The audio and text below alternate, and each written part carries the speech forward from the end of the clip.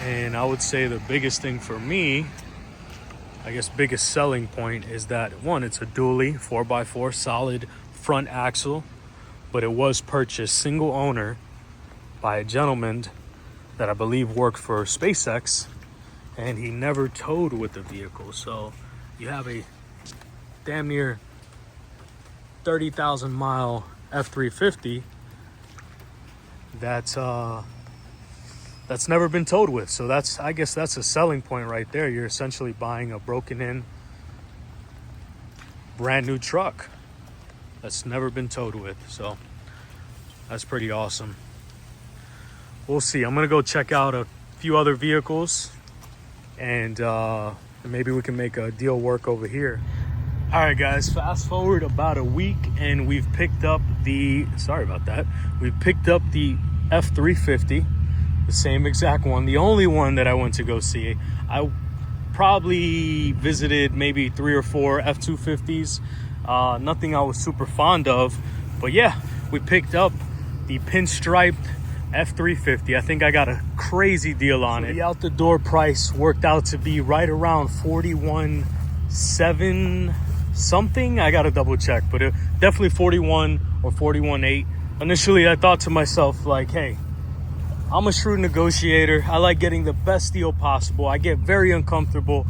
I like to take it to a very uncomfortable place when I'm negotiating with dealers, because that's when you know you're getting the best price possible. If you go into a negotiation and your dealer is smiling and giggling and so happy for you, chances are they screwed you. And so in this particular case, I really needed the truck, so I wasn't able to get to that space where, you know, the dealers are kicking me out with the truck because I got such a great deal on it. But I think I did get an awesome deal. I think timing had a lot to do with it. I think maybe this pinstriping paint job had quite a bit to do with it.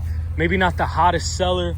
I appreciate it. I think it's an homage to the, you know, classic, you know, pickups of the 90s and the 80s, even the 70s. So when it was all said and done, I think the purchase price of the truck was right around 38.7, 38.9, and then the out the door price was 41.8. So yeah, I think I got a great deal, man. We got an F350 XLT 4x4 dually 7.3 V8.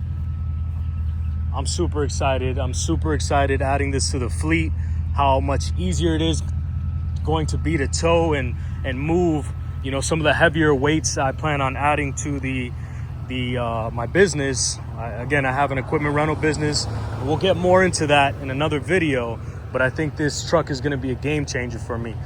And I did look at the 6.7 liter diesel, the Power Stroke, and I was fond of some of the numbers, you know, it was putting out torque, horsepower, something insane, but it is astronomically expensive to purchase a diesel, a newer diesel at that. You know, I was searching even some of the older stuff, the 7.3s, you know, sub 2000s, and you know, I have friends that have and run them for their business operations.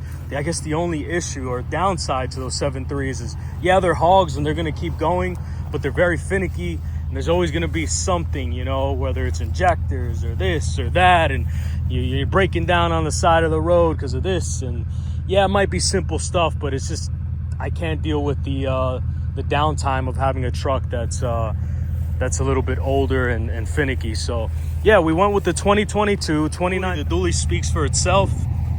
I mean, come on, look at that big old booty. That is a big old booty. So I don't know that I'll create the most content with this truck, but then again, I might, because I'm using it every single day for work, and I'll be able to give you guys, I guess, a real world review, what it is running it, using the truck on a day-to-day basis for towing operations, driving around, which I do plenty of here in South Florida. And yeah, I want to get into, you know, what I do for a small business. I have a bunch of dump trailers, bunch of tilt trailers you've probably seen on the machine, or the the channel and a bunch of machines. I'm venturing off from the mini skid steer, mini excavator, kind of mini machine into some larger stuff for my rental operation. So that's pretty exciting. I'll get into that in another video. But guys, if you have any questions about this truck, any comments, please, down in the comment section, let me know.